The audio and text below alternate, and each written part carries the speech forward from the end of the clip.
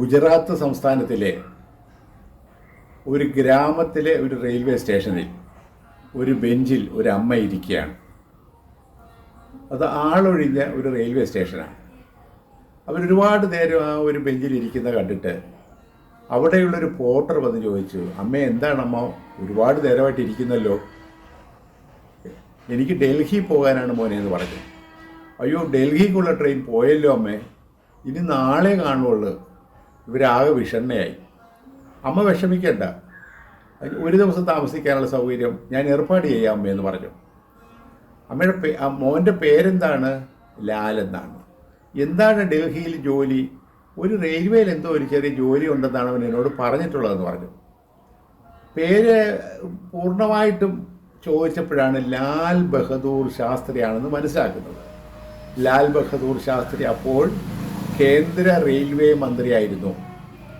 ഈ പോർട്ടർ ഓടിച്ചെന്ന് സ്റ്റേഷൻ മാസ്റ്ററോട് പറഞ്ഞു, നമ്മുടെ കേന്ദ്രമന്ത്രി ലാൽ ബഹദൂർ ശാസ്ത്രിയുടെ അമ്മ ഒരു ബെഞ്ചിൽ ഇരിപ്പുണ്ടെന്ന് പറഞ്ഞു.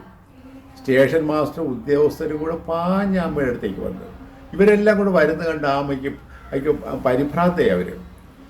അപ്പോൾ പിന്നീട് അവർ എല്ലാവരും കൂടെ ചേർന്ന് പോലീസുകാരനെയും രണ്ട് ഉദ്യോഗസ്ഥരെയും കൂട്ടി ലാൽ ബഹദൂർ ശാസ്ത്രിയുടെ അടുത്ത് എത്തിച്ചു.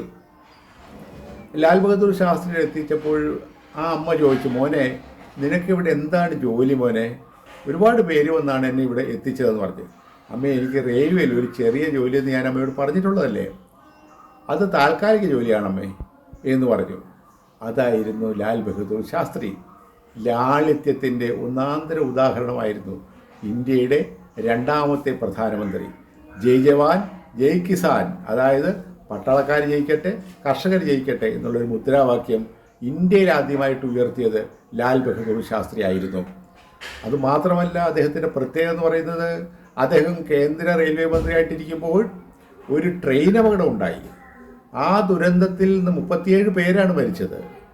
വിഷണ്ണനായ ലാൽ ബഹദൂർ ശാസ്ത്രി തൻ്റെ മന്ത്രിസ്ഥാനം രാജിവെച്ചതാണ് ചരിത്രം. ഇന്ത്യയിൽ ഒരുപാട് റെയിൽവേ മന്ത്രിമാർ പിന്നീടും ഉണ്ടായിട്ടുണ്ട്.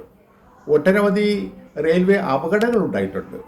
അപ്പോഴൊന്നും ഒരു റെയിൽവേ മന്ത്രി കാണിക്കാത്ത ധീരതയും സത്യസന്ധതയും ആർജവും കാണിച്ച ഒരു മനുഷ്യനാണ് ലാൽ ബഹദൂർ ശാസ്ത്രി എന്ന ഇന്ത്യയുടെ രണ്ടാമത്തെ പ്രധാനമന്ത്രി.